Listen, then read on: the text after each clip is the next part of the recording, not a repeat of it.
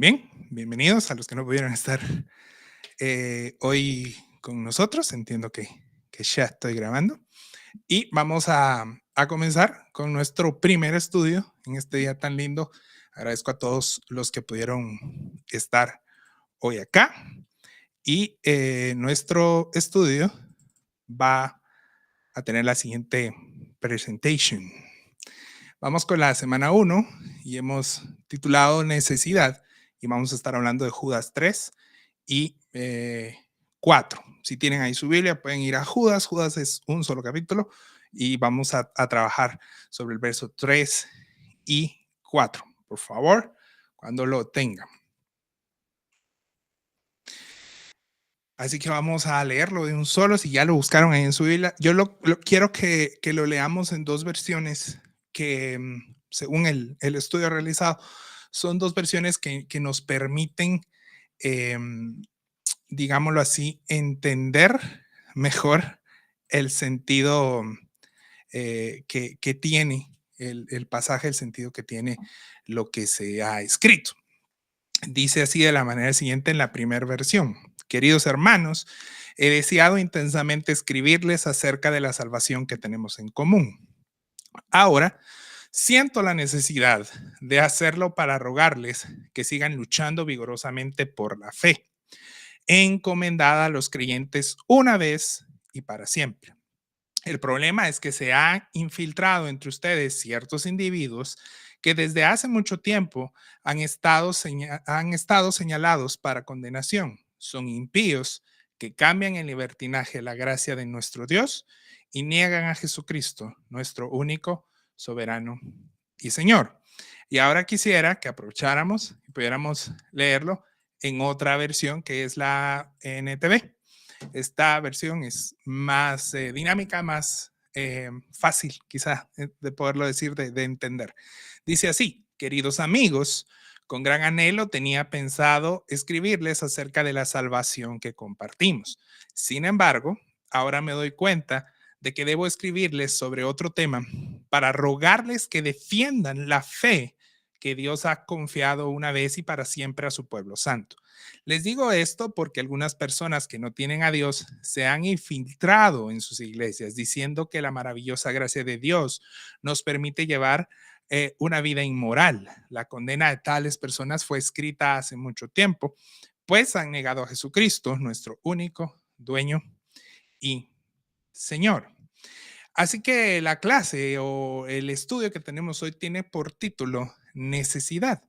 Y quiero ayudarnos, porque todos estamos aprendiendo, a que entendamos que esta carta tiene un contexto y es el contexto que tratan otras cartas de los falsos profetas y los falsos maestros que habían durante la época del primer siglo.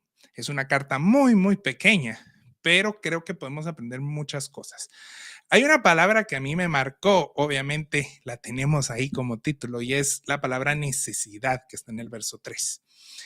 Esa palabra es la que causó que hoy estemos acá, ¿verdad? Les voy a ser muy sincero. ¿Por qué? Porque yo cuando estaba leyendo esto dije, wow, creo que yo también tengo la necesidad, ¿verdad? Así como Judas tuvo una necesidad en el primer siglo, creo que yo también tengo la necesidad de aprovechar lo poco que sabemos para advertir a aquellos que son llamados y amados de Dios, como dice el versículo 1, de los peligros que nos acechan, ¿sí? Así que por eso la clase de hoy se llama Necesidad, contestando a lo que leímos ya en el verso 3 y en el verso 4 del único capítulo de Judas, de esta necesidad que Judas tuvo. Ahora, lo primero, el primer punto del que habla Judas es una necesidad de estar luchando. Ahí tenemos un icono de lucha, de guerra, ¿verdad? Pero que si se dan cuenta, el vector tiene un corazón también, ¿verdad? Así que eso es lo que vamos a hablar hoy como un primer punto.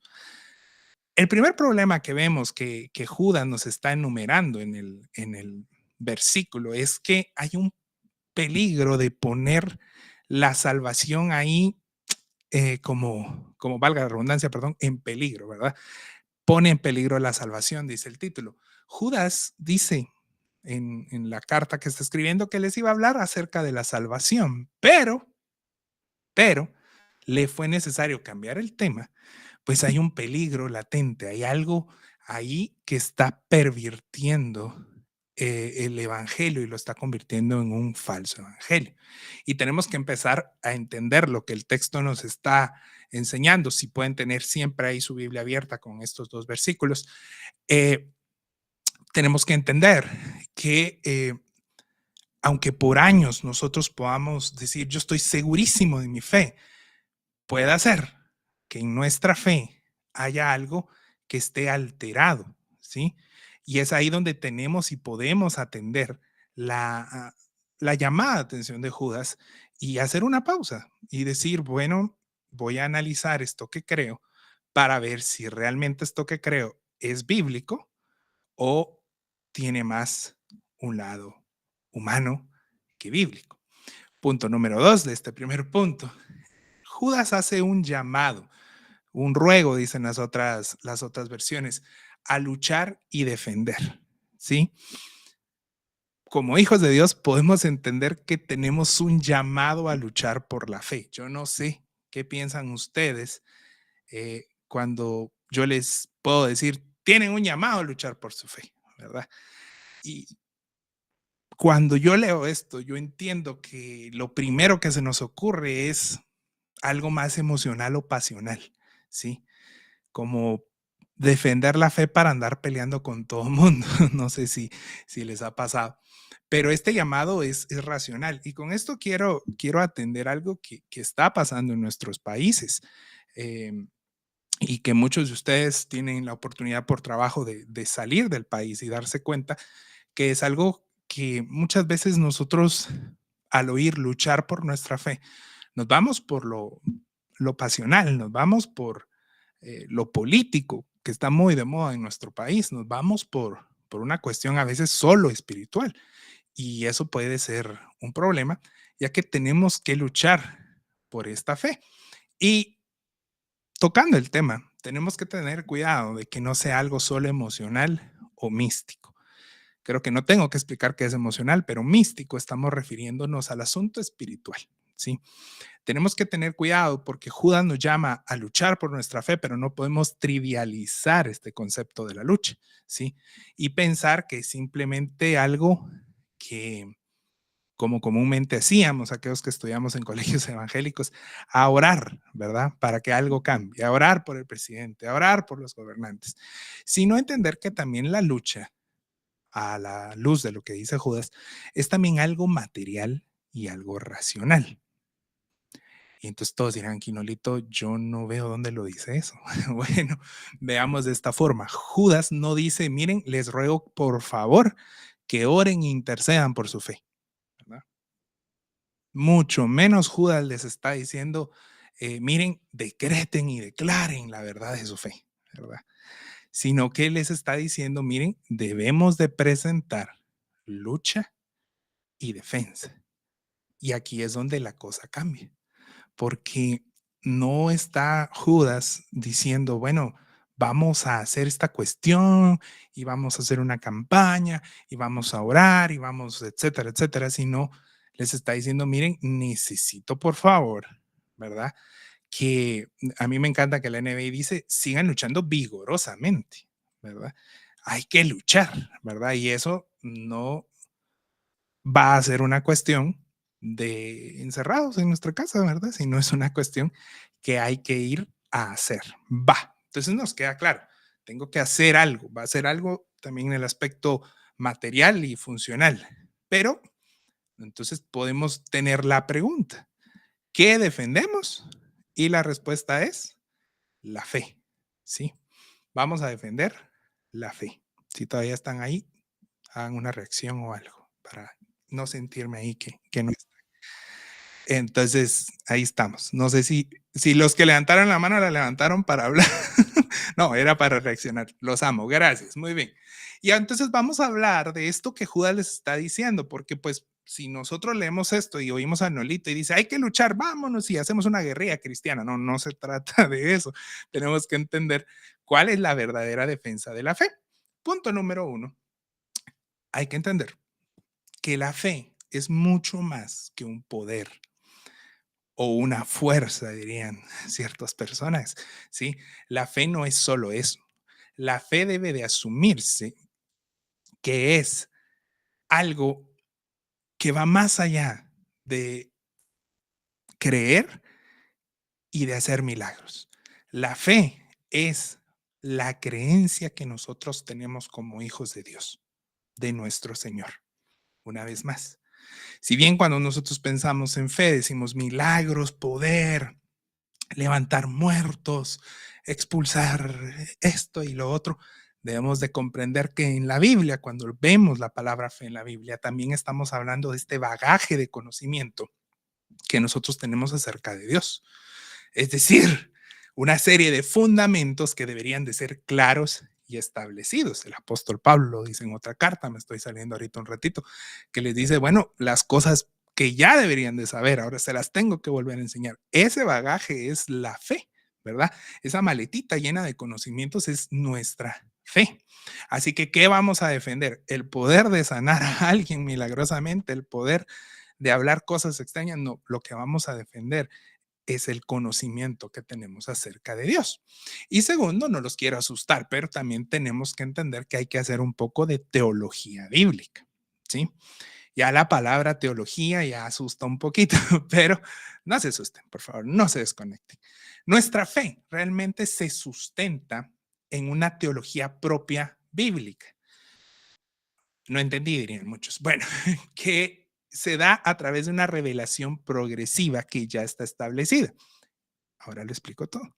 Es decir, nuestra teología tiene que partir, tiene que surgir, tiene que originarse acá, en nuestras Biblias, sea la Biblia que tengamos, ni sale por el fondo, ¿sí? Sea la Biblia que tengamos, nuestra teología tiene que partir de allí y entendiendo que es una revelación progresiva, es decir, Adán y Eva no necesariamente nos van a revelar a Jesucristo, la salvación y la segunda venida, sino que vamos a ir entendiendo que desde Adán y Eva hasta el último de los apóstoles que escribió y hasta nuestros tiempos el Señor, bueno, perdón, hasta los apóstoles que escribieron, el Señor reveló su verdad, que es lo que nosotros llamamos Biblia.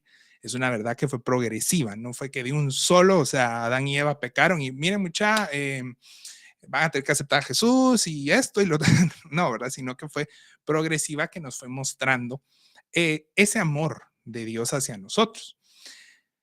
Por ejemplo, ahí dice la Trinidad. ¿Cuántos de ustedes han oído acerca de la Trinidad? Reaccionenme ahí, ¿verdad? ¿Han oído acerca de la Trinidad?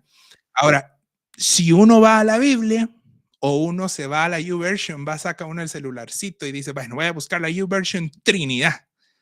¿Qué vamos a encontrar? Nada, porque la palabra per se como Trinidad no existe, pero el concepto de la Trinidad sí existe y es más que claro. Eso es teología bíblica, es a la luz de lo que dice la Biblia entendemos que hay una Trinidad. Por favor, no me pregunten qué es la Trinidad porque es un tema complejo y si no vamos a orar 3 horas. Ahorita no, ¿verdad? Pero de la Trinidad entendemos, por ejemplo, aquellos que son de iglesias más tradicionales y hablan de los credos, entendemos la unión hipostática, ¿verdad?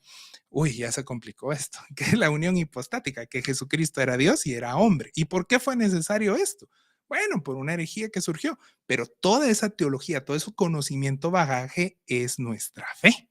¿Sí? Así que cuando alguien venga hacia nosotros y nos diga, no, es que Jesús cuando vino, él era un espíritu que flotaba. Esos son los fundamentos de la fe donde nosotros decimos, my friend, Merry Christmas, ¿verdad? O sea, feliz Navidad, Jesús vino, se hizo hombre y sí fue hombre y era Dios. Esa es teología bíblica, no sé si me estoy dando a entender hasta ahí. Y por supuesto, como Jesús fue hombre y estuvo en un cuerpo, murió por nosotros. Y al morir por nosotros nos dio redención, pagó nuestra deuda contra el Padre y, perdón, con el Padre y por el poder del Espíritu Santo que habita en nosotros, ha sido contestado un llamado divino al arrepentimiento. Y ahí está la Trinidad en acción, ¿verdad? El Padre como iniciador, el Hijo como aquel que vino y el Espíritu Santo como aquel que hoy habita entre nosotros, ¿verdad? Así que nuestra fe es también una teología bíblica. ¿Y cómo hago teología bíblica, Nolito? Leyendo la Biblia. ¿verdad? Es la mejor de las formas de hacer teología, leyendo la Biblia y teniendo dudas y teniendo necesidad de responder a unos porqués. Tercer punto del segundo inciso es que tenemos fundamentos, ¿verdad? Nuestra fe nos enseña que todo este proceso de salvación y don de Dios que yo venía hablando nos da muchas cosas. Y sé que alguna vez han oído estas palabras en alguna iglesia, algún predicador o en una clase de doctrina, algo así, pero el hecho de tener una teología bíblica nos lleva a fundamentos como el ser justificados, el ser santificados, el ser redimidos, nacer de nuevo, ser regenerados. Nuestra fe es mucho más que solo la experiencia y la emoción, aunque sean genuinas. ¿Qué quiero decir con esto? Miren, es bonito a veces llorar con una canción como la que teníamos al principio ahí de fondo, es bonito, pero nuestra fe es mucho, mucho más que solo esas emociones que se manifiestan en esas veces que estamos cargados y decimos, ay Dios, necesito, y uno llora, y, ay, son parte de nuestra fe, pero nuestra fe tiene fundamentos que son de ciencia, que son de letra, que son de estudio, que deben de estar dentro de nuestro conocimiento acerca de Dios, ¿sí? Eso es lo que vamos a defender, ¿verdad? La ortodoxia, dirían los académicos, ¿verdad? Porque la fe, aunque se puede, el consejo de tío no lo es, que no se debe de defender desde la ignorancia. Una vez más, aunque es posible, la realidad es que no debemos defender la fe desde la ignorancia. ¿Y qué quiero decir con la ignorancia? Porque a veces esa palabra para nosotros los chapines es un poco dura, ¿verdad? Es como esta palabra, digamos, estúpido, ¿verdad? Es una palabra que no podemos usar en perfecto español porque en Guatemala es un insulto, ¿verdad?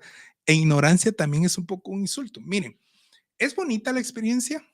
Es bonito. Es bonito llorar, es bonito reírse, es bonito alegrarse, es bonito cantar o ir a un concierto y sentir cosillas ahí dentro del cristianismo. Sí, pero no debemos de permitir que nuestra fe personal e individual o familiar se fundamente, por eso estamos en fundamentos, solamente en las experiencias, sino que hay una fe racional. A veces cuando me invitan a predicar a unas iglesias, eh, yo siempre hago una pregunta que es el primer paso para caer mal, les digo yo a algunos. Me paro en el púlpito y les digo, queridos, ¿cuántos acá han leído la Biblia por completo? Y aquí si tuviera botoncitos pondríamos un efecto de grillos, ¿verdad? Porque si son 200 gentes, 10 gentes levantarán la mano. Si son 1000, unas 100. Y son creyentes que lloran, que se entregan, que sirven al 100%, que abren el templo y lo cierran. Pero lamentablemente la defensa de su fe va a ser, porque no hay otra forma, basada en la ignorancia. Me estoy dando a entender ahí con eso. Entonces nuestra fe tiene unos fundamentos que deben de ser conocidos. No podemos decir, ah, yo creo en el Señor y qué alegre, ¿verdad? Sino que la escolástica, la escuela, la literatura, la academia cristiana es algo importante para que nosotros comprendamos nuestra fe. Porque hay una cosita que aquí Judas dice, es que nuestra fe fue establecida una vez y para siempre. Es una palabra en griego que se pronuncia apax, ¿verdad? La pueden googlear si quieren. Es una palabra que aparece poquito en la Biblia y Judas la menciona. ¿Qué es una fe que está establecida una vez y para siempre? ¿Qué nos enseña eso? Bueno, que nuestra fe tiene lineamientos, razones que son claros y que no deben de ser modificados, ¿sí? No deben de ser modificados. Son estos razonamientos que debemos nosotros de defender. Y miren, acá ya podemos entrar al terreno del conflicto, de la polémica, pero tenemos que tener cuidado de que los fundamentos de nuestra fe no sean cambiados o pervertidos por personas que aduzcan tener una revelación mayor, por una revelación fresca o únicas. Cuando ese tipo de palabras se mencionan desde un púlpito, eso es un red flag. Tenemos un problema. Porque entonces entramos al campo de lo abstracto, de lo subjetivo, de lo alegórico y peor aún de lo incoherente. Nosotros como cristianos, dice Judas, nos está diciendo Judas, amigos, dense cuenta, necesitan conocer su fe, necesitan leer la escritura, necesitan tener un conocimiento para que no vengan unos a decirles cosas que contraríen o que no sean coherentes al menos con las verdades que ya tenemos, aquellas verdades que fueron establecidas una vez y para siempre. ¿Me doy a entender? Esto quiere decir que este libro, si es que ahí está, ya dejo, que en este libro, en su Biblia que ustedes tienen, en su iPad, en su teléfono con la YouVersion, allí está contenida la verdad que Dios quiere darnos, la fe en la que creemos. Y no debemos permitir que esa fe sea atacada por supuestas revelaciones nuevas. ¿Me doy a entender? Para el profeta Judas, el problema principal que se vivía era que la fe parecía estar siendo modificada con nuevas ideologías, con filosofías supuestamente más espirituales, más místicas, que poseían solo algunos con un conocimiento superior y que lograban impactar fácilmente a los débiles y algunos que se creían firmes de la fe. Por eso esa responsabilidad de defender la fe es hacia aquella que fue dada una vez y para siempre. Y esta palabra va a encerrar el propósito completo de la epístola. Nuestra fe debe permanecer no alterada y debemos tener cuidado de aquellos que estén entre nosotros y promuevan falsas enseñanzas. Masacre, ¿verdad? Tenemos que tener cuidado porque Judas nos dice lo siguiente, ya se han infiltrado, ¿sí? Y acá quiero ser muy, muy directo, pero con amor. Tenemos que entender que esta infiltración no es externa. Cuando nosotros decimos debemos de presentar defensa de la fe, puede ser que nuestra cabeza, nuestra religiosidad, por ahí también, pues porque todos tenemos una cuota, no, está acostumbrada a ver un peligro en el mundo, ¿sí? Manejamos este concepto, esta dicotomía de lo del mundo y lo de la iglesia, lo sagrado, lo profano. eh, y nos haga pensar de agentes que atacan y atentan a nuestra fe desde afuera, ¿sí? Y aprovechando que tengo a alguien de los Estados Unidos, pasa que se dice, no, es que Kamala Harris es el anticristo y ella va a atacar nuestra fe, etcétera, etcétera. Y aquí en Guatemala, no, que el señor este es el diablo y que ¿verdad? Y nos pasó hace poco, ¿verdad? Y somos sencillos en entender que los ataques de nuestra fe vienen desde afuera. Y que si aprueban esta ley, eso va a ir contra nuestra fe. Recuerdo cuando fue el asunto del año 2020, que no lo voy a mencionar, que si no nos votan el video, nada. Hubo muchas voces que se levantaban y decían, es que eso es prohibir la libertad de culto, etcétera, etcétera. Y siempre vemos y somos, permítanme la expresión, regalados a ver la persecución desde fuera, los problemas desde fuera. Sin embargo, Judas no habla de algo externo, sino advierte de aquellos que están entre ustedes, dice la NBI, y los que tienen la NTV dice en sus iglesias. Y a mí me llama mucho, mucho la atención entender esto, porque Judas le está diciendo, amigos, ya están dentro, ¿sí? Van con ustedes a las comidas, cantan con ustedes en los grupos de canto, predican hacia ustedes. Eso es una gran red flag, ¿verdad? Es un gran problema. Ahora, como decía el Chapulín Colorado, porque hay algunos que ya tienen la edad para conocerlo, que no panda el cúnico, decía él, ¿verdad? ¿Por qué? Porque es un problema, ay, se fueron dos, es un problema histórico, ¿sí? ¿Cómo así, Nolito? Fijémonos que esta iglesia a la que le escribe Judas era supervisada directamente por los apóstoles de Jesucristo. Era supervisada por los discípulos extendidos. Se recuerdan que el Señor Jesús tenía muchos discípulos, tenía 12 apóstoles, pero tenía un montón de discípulos, eran al menos más de 120. Y esta iglesia también fue supervisada, cuidada y pastoreada por los patriarcas, que los patriarcas son los discípulos de los apóstoles. Y con todo y eso, que tenían acceso a aquellos que vieron y anduvieron con Jesús, que comieron con Jesús, que compartieron una tortilla con Jesús, sufrieron una invasión de falsas enseñanzas y de maestros falsos. Y entonces la pregunta es, ay Dios, ¿y qué será de nosotros? Pero este problema, si bien no fue ajeno a la época de ellos, tampoco lo ha sido durante 2000 años de historia.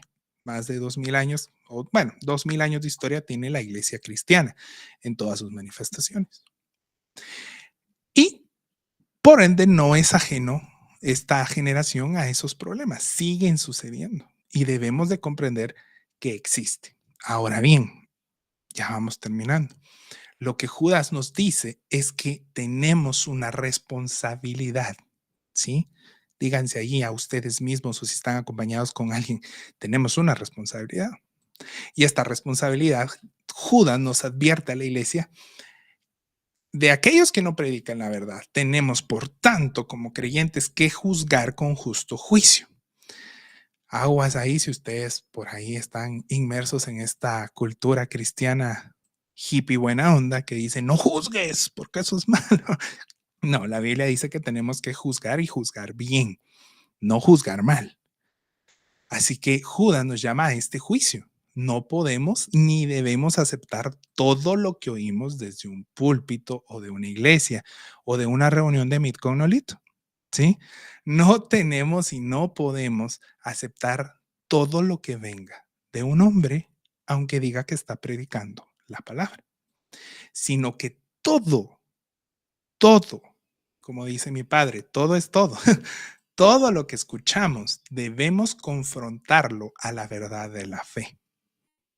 Aunque sea el pastor más lindo del mundo, aunque sea el predicador que más nos hace reír, que más nos hace sentir cómodos, tenemos que confrontar lo que dice con la verdad de la fe, con la verdad que está en 2 puntos, dice la diapositiva, la palabra. Ya que es muy probable que si a los apóstoles, a los patriarcas les pasó, en nuestras iglesias hoy en día hayan una que otra creencia no bíblica que esté infiltrada en las enseñanzas. No porque seamos hijos del diablo y demoníacos, sino porque pasa y ha pasado a través de toda la historia. Por ello, hermanos, amigos, es vital que como creyentes leamos la palabra de Dios diligentemente. Esto es lo que realmente nos va a proteger de llegar a un punto donde sin darnos cuenta estemos siendo guiados por falsas enseñanzas que no son coherentes a la misma palabra. Es eso precisamente la infiltración de la que Judas está hablando, ¿sí? Él les dice que hay enseñanzas infiltradas entre ellos, ya que la realidad es que muchas de las herejías que Judas estaba hablando son las mismas que hoy en día andan rondando en muchos de los círculos, ¿sí? Son las mismas, no hay nada nuevo bajo el sol, ¿sí? Y si bien no tenemos el tiempo para que nos pongamos a hablar aquí, miren, es que eso es modalismo y eso es gnosticismo y eso es pelagianismo y etcétera, etcétera, como hacen los académicos. Eh, Tenemos que entender que esta época no es la excepción de que esas cosas se están manifestando, ¿sí? Estas herejías que mencioné son unas las que Judas precisamente escribe. Nos tenemos que dar cuenta, pues muchas son parte del mainstream religioso, de los personajes, de los conferencistas. Muchos coaches religiosos dicen cuestiones que están ya condenadas por los siglos. Y los que me conocen saben qué pienso acerca de esto, pero lamentablemente considero yo, a criterio personal, que la música religiosa es la vía por la que más se propagan creencias erradas, ¿verdad? Y en cuestión de la herejía, quiero ser claro, la herejía es o no es, ¿verdad? Es cierto, hay unas cosas que usted puede decir, es que Jesucristo no es el Hijo de Dios, eso es una mega herejía y es súper clara, pero cuando uno dice una cosa, por más inocente que sea, pero que está fuera de, ya es una herejía, ¿sí? Si yo digo, por ejemplo, una cosa que dice una canción, dice la canción, Dios no rechaza oración, eso es herético, porque la Biblia dice que sí rechaza oraciones, ¿verdad? En algunas circunstancias. Por poner un ejemplo, ¿verdad? No me quiero meter ahí porque si no, no terminamos nunca. Y otra fuente de estas cosas es el mismo entretenimiento, las series. Hay gente que cree que, por ejemplo, los que ya estamos viejitos y vimos los 10 mandamientos o en Semana Santa nos obligaron a verlo. Hay cosas que la película relata que cuando uno va a la Biblia se da cuenta que no son así, ¿verdad? O uno canta una canción de los israelitas, dieron 7 vueltas, ¿verdad? Y luego uno va a la Biblia y se da cuenta que no fueron 7, fueron más. Y entonces son cuestiones ahí que pueden dar lugar a errores, ¿verdad? Inocentes como estos dos que mencioné o más grandes. Sí, por eso es necesario que nosotros tomemos la responsabilidad de estar capacitados en la palabra.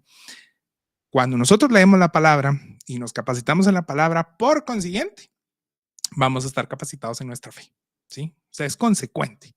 No es que se fue a estudiar a 20 seminarios, no, leamos la palabra y eso nos capacita en la fe. Eso nos prevé de caer en estos errores, de las falsas enseñanzas, ¿sí?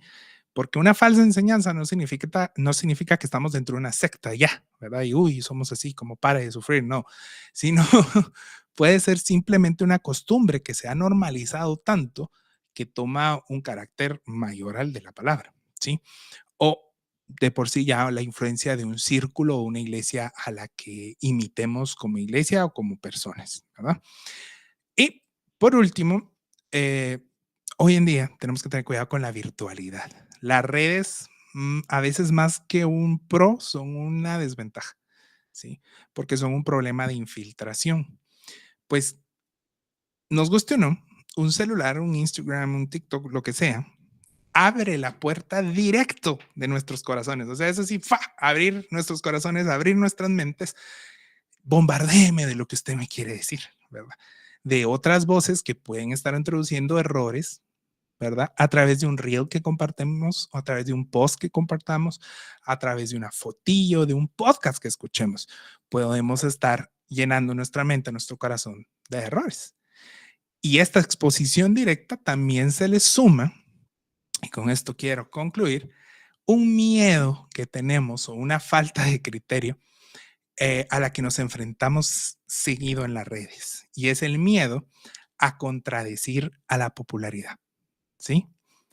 Esto es algo que a mí me pasa, esto es algo que a ti te pasa y es algo que nos pasa a todos.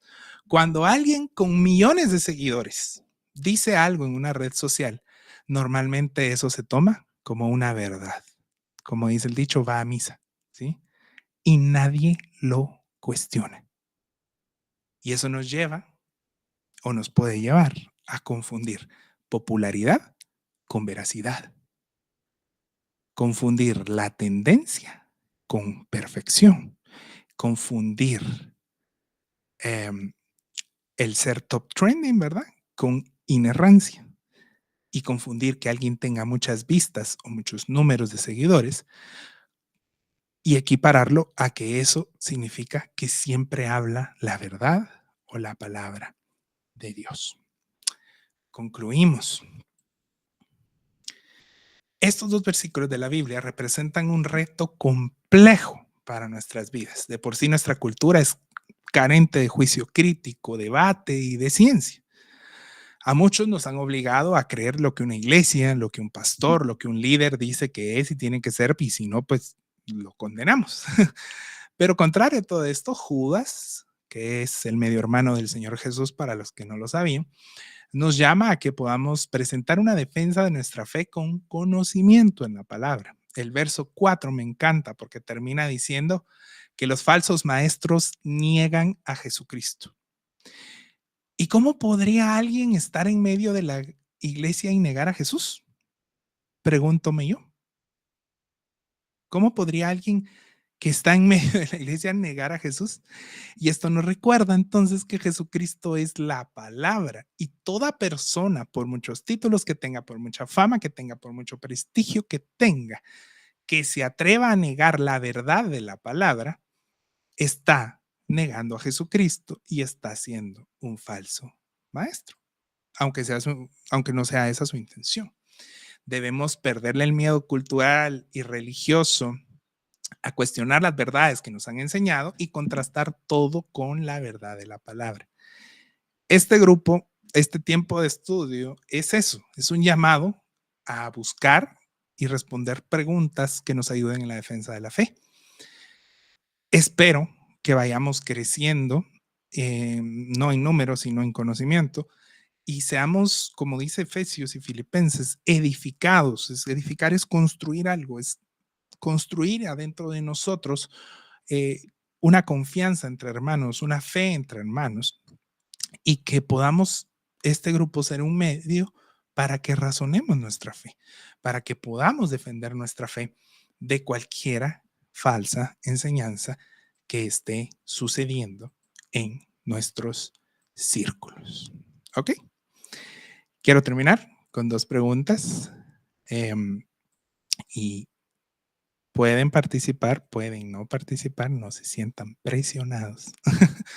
Pero las preguntas dicen lo siguiente. ¿Qué enseñanzas de nuestra fe nos cuesta defender o entender? Me voy a arriesgar a ver si alguien quiere y puede participar con esta pregunta. ¿Qué enseñanzas de nuestra fe nos cuesta defender o entender? El que quiera puede desmutearse y participar. No sean miedosos.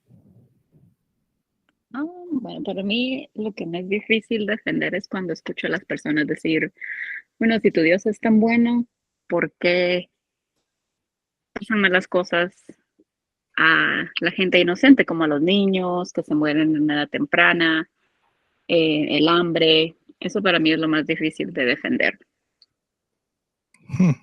Creo que esa es una pregunta que todos hemos escuchado, Ujú. Sí. ¿verdad? Para bien y para mal. ¿Alguien más quisiera oír algún comentario? Pati Chacón, la enseñanza del diezmo. ¡Ay! Se puso masacre la cosa. Para los que no están viendo los mensajes, los que están en celular, Pati pone la cuestión del diezmo. Y puso el emoji del monito así. Una más, solo para ver que se puso grueso. ¿Alguien quisiera aportar? Wow, and Julia anda on fire. Eh, ¿por qué Dios escogió a Israel? Wow, sí.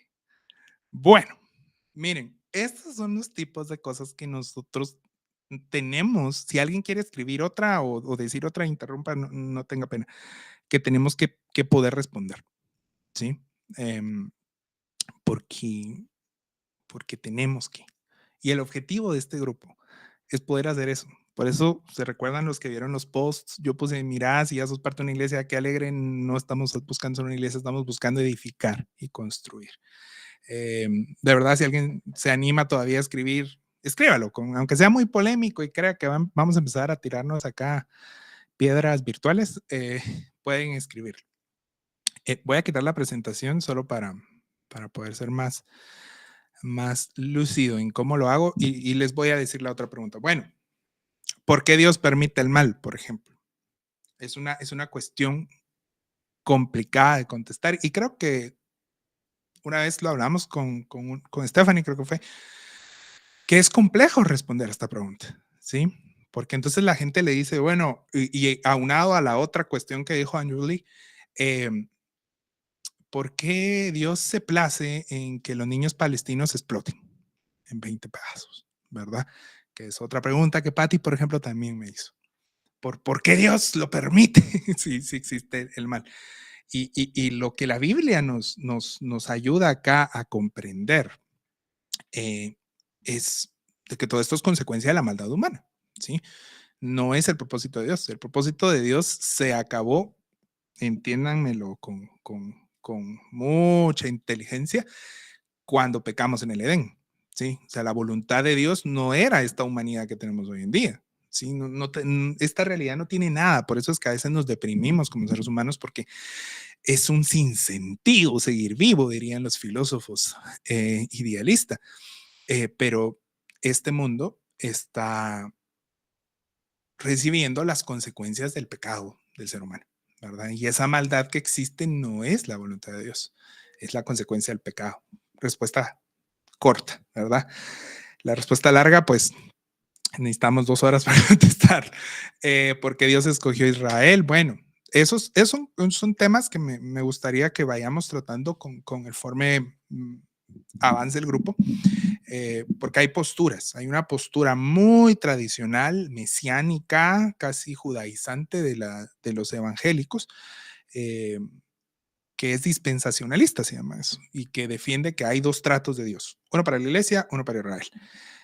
A la luz de la Biblia yo entiendo que no es así, ¿verdad? Que cuando Jesucristo vino, Israel lo rechaza. Israel, gracias por todo, pero ahora existe una Israel espiritual, ¿verdad? En el seminario donde estoy acabamos de ver un poco de eso y empezaron a volar chofares, empezaron a volar panderetas, porque algunos decían que sí, que no, que Israel, que hay un plan de Dios y todo. Pero pues pueden ir a mi Instagram, va, se los voy a poner así. Vayan a mi Instagram de Nolito Contreras, síganme, es privada porque me gusta tener ahí hermanos en Cristo y ya saben que esa cosa está llena de bots. Hay en mis destacadas cuando trato el asunto de Israel y del Estado de Israel. Es ahí respondo un poco de eso porque nuestra querida Patti preguntó eso una vez y me dediqué una semana a hablar de eso, pero en respuesta corta no es así, ¿verdad? No. Ahorita la Israel espiritual somos nosotros y la iglesia, y el que acepta al Señor es Israel. El Estado de Israel no tiene nada que ver. Y el diezmo va de lo mismo, ¿sí? ¿Por qué se defiende el diezmo? ¿Verdad? Si es parte de la ley. ¿Por qué esa parte de la ley sí la vamos a practicar y la otra no? Y entonces vienen unos y te dicen, no, pero Abraham dio el diezmo y que no sé qué. Y allí creo yo que para profundizar sin profundizar tanto, yo he entendido que la palabra de Dios son principios. ¿Cuál es el principio detrás del diezmo? No caer en avaricia, reconocer que el Señor es nuestro proveedor, etcétera. Pero el diezmo no aplica a la iglesia. Respuesta directa, ¿verdad? No aplica. Pero díganselo a las mega iglesias, ¿verdad? Y es un señor problema. Pero si se dan cuenta, como que era lo que estamos hablando, hay enseñanzas de nuestra fe que nos cuestan defender. Hay enseñanzas de nuestra fe que nos cuestan entender. En el caso de estas 3 preguntas, es porque no son parte de nuestra fe. Son falsos maestros que quieren obligar a la gente a que dé un diezmo o más. Son falsos maestros que quieren obligar a la gente a defender al Estado de Israel y todo lo que el Estado de Israel es palabra de Dios, porque ellos, uy, Dios, son el reloj de Dios. No existen estas cuestiones. Hay que leer la Biblia, hay que entender que no podemos, como dijo mi maestro, escupir a la cruz de Cristo y al mismo tiempo postrarnos y adorarla. Si el Señor vino y su pueblo la rechazó y entonces se extendió la salvación a los demás, es por una razón, ¿verdad? Hay una razón poderosa. Pero podemos hablar de esos temas. En la presentación, la voy a volver a poner, tiene una última pregunta que dice así.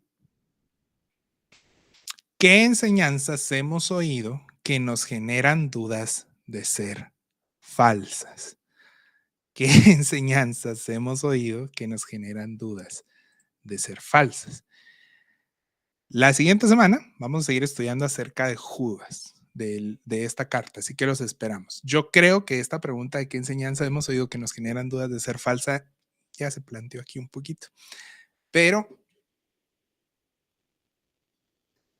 esto es lo que yo he entendido a la luz del estudio. Pero hay que entender una cosa y no quiero ser aquí como muchos líderes son en sus púlpitos. Eso es así ya. No.